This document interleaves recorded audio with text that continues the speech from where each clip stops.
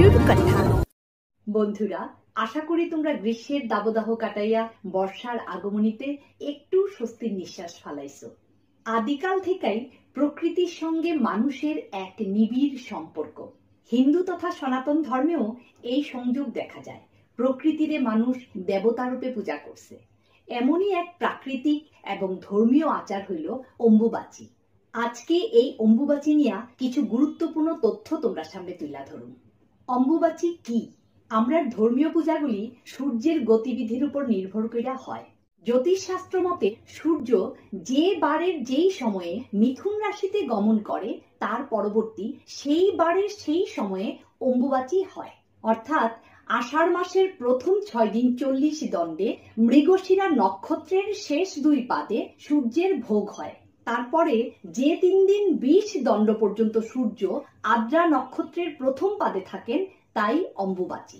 অম্বুবাচী প্রতি বছর আষাঢ়ের 7 থেকে 10 তারিখে হয়। প্রবাদ আছে, কিসের বার কিসের তিথি, আষাঢ়ের 7 তারিখ অম্বুবাচী। এই সময় থেকেই বর্ষার সূচনা। তাই অম্বুবাচী ধর্মীয় আচার হইলেও এর সঙ্গে জড়াইয়া আছে আমরার প্রাচীন কৃষি পদ্ধতি। বৈদিক যুগ থেকেই পৃথিবী মা রূপে পূজিতা।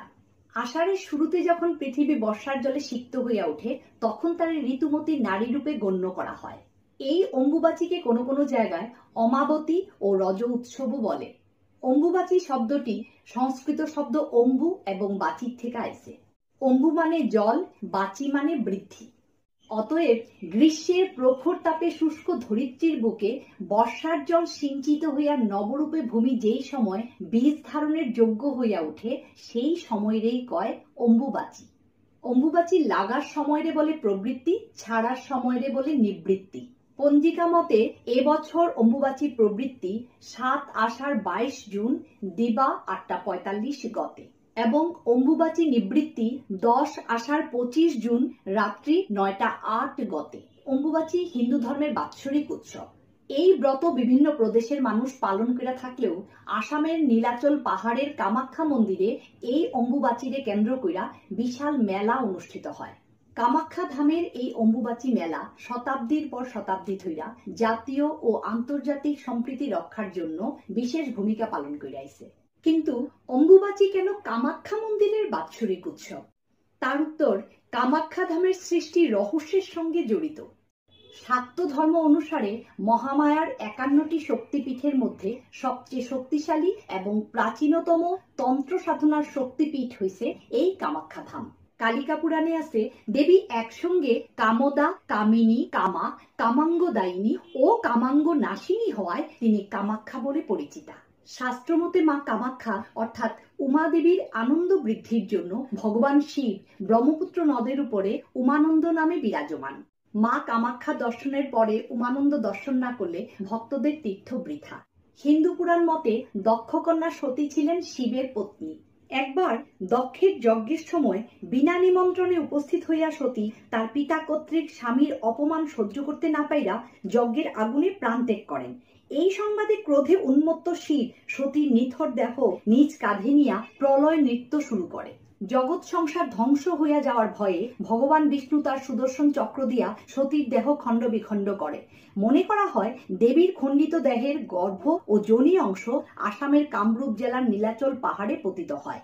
কথিত আছে, সতীর অঙ্গ যখন নীলাচল পাহাড়ে পড়ে তখন তার ভার মা বসুমতী সহ্য করতে না পাইয়া প্রবল ভূমিকম্পে রসাতলে প্রবেশ করতে লাগলো। বসুমতীর রক্ষা করতে দেবতা ও ঋষিগণ মহামায়ার স্তব করেন। ভগবতী নিজেই তখন এই অঙ্গকে আকর্ষণ কইরা পাহাড়ের উপর ধারণ করেন। সতীর যোনিমণ্ডল ওই পাহাড়ে পড়ায় পাহাড় নীল বর্ণ ধারণ করে, তাই এরে নীলাচল পাহাড় কয়। এই অঙ্গ পাহাড়ে পইরা প্রস্তর রূপ নেয়। ধার্মিক বিশ্বাস, কামাখ্যা ধামে দেবীর এই অঙ্গ পড়ায় বছরে একবার দেবী ঋতুমতী হন। শিলাময়ী মাতৃজনীর ভেতরে একটা ক্ষীণ জলধারা সর্বক্ষণ প্রবাহিত হয়। অলৌকিকভাবে অম্বুবাচীতে এই জলের ধারা লাল রঙে পরিণত হয় এবং তা ব্রহ্মপুত্রের জলে বইয়া যায়। ফলে ব্রহ্মপুত্রের জলও লাল দেখা যায়। তাই অম্বুবাচীরে ঘিরা এই শক্তিপীঠে প্রতি বছর মহোৎসব হয়। নীলাচল পাহাড়ের এই দেবীধামে মন্দির নির্মাণ কিভাবে হইল? হিন্দু পুরাণ মতে শিবের রুদ্র রোষে ঝলসানো কামদেব তার পূর্বরূপ ফিরা পাইতে নীলাচল পাহাড়ে মা কামাক্ষার আরাধনা করেন। ধ্যানে তুষ্ট হইয়া দেবী কামদেবের পূর্বরূপ ফিরাইয়া দিলে কামদেব বিশ্বকর্মারে দেবীর পীঠস্থানে মন্দির বানানোর নির্দেশ দেন। ধর্মীয় বিশ্বাস, কামদেব তার রূপ এই স্থানে ফিরা পাওয়ায় এই ধামের নাম কামরূপ ধাম। আবার অন্য মতে সতীর দেহের যোনি অংশটি এই স্থানে পড়ায় এরে কামক্ষেত্র বা কামরূপ বলে। অন্যদিকে ঐতিহাসিকদের মতে খ্রিস্টীয় অষ্টম নবম শতাব্দীতে এখানে একটা বিশাল মন্দির ছিল। 1498 খ্রিস্টাব্দে আলাউদ্দিন হুসেন শাহের আক্রমণে এই মন্দির ধ্বংসপ্রাপ্ত হয়। পরে কোচ রাজবংশের প্রতিষ্ঠাতা বিশ্বসিংহ এই ধ্বংসাবশেষ খুঁজে পান ও মন্দিরে পূজার প্রবর্তন করেন। তবে তার পুত্র নরনারায়ণ এবং চিলারায় 1565 খ্রিস্টাব্দে এই মন্দির নির্মাণের কাজ শেষ করেন।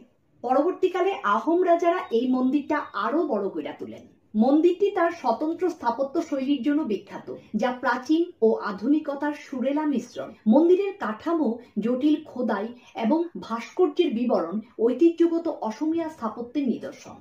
কামাখ্যা মন্দিরে 4টি কক্ষ আছে, গর্ভগৃহ ও 3টা মণ্ডপ। 3টা মণ্ডপের নাম হয়েছে চলন্ত, পঞ্চরত্ন ও নাট মন্দির। গর্ভগৃহ পঞ্চরথ স্থাপত্য শৈলীতে নির্মিত। মণ্ডপগুলির স্থাপত্য শৈলী তেজপুরের সূর্য মন্দিরের সমতুল্য।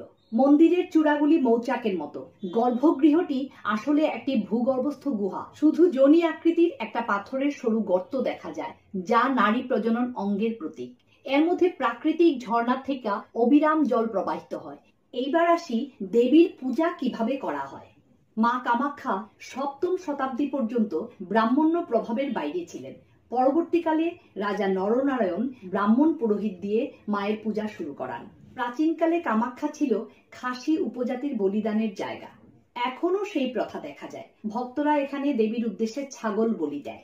অনেক ভক্তরা আবার মানত পূরণ হইলে মায়ের নামে পশু পাখি মন্দিরে ছাইড়া দেয়। দেবীর পূজার আর্য ও অনার্য সংস্কৃতির মিশ্রণ দেখা যায়। বাণীকান্ত কাকতির মতে এখানে গারো উপজাতির মানুষরা শূকর বলি দিত। মায়ের পূজা বামাচার ও দক্ষিণাচার উভয় মতেই হয়। সাধারণত ফুল দিয়া পূজা করা হয়, মাঝে মাঝে পশু বলি হয়, তবে স্ত্রী পশু বলি এখানে নিষিদ্ধ।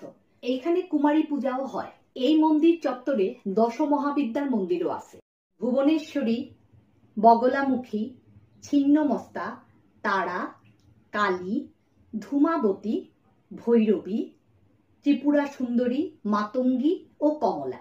এদের মধ্যে দেবী ত্রিপুরা সুন্দরী, মাতঙ্গী ও কমলা মূল মন্দিরে পূজিত হন। বন্ধুরা, আজকের মতো বুড়ুর কথা এখানেই শেষ করতেছি। অম্বুবাচীর 2য় পর্ব নিয়ে খুব শীঘ্রই তোমরা কাছে আমো। নানান রহস্যে ঘেরা শক্তিপীঠ কামাখ্যা মন্দিরে অম্বুবাচী উৎসব কেমন করে পালন করা হয়, অম্বুবাচীর বিধিনিষেধ কি, কারা এই নিয়মগুলো পালন করেন, অম্বুবাচীর বিজ্ঞানসম্মত যুক্তিকতা কি, সব জানার জন্য চোখ রাখো বুড়ুর কথায়।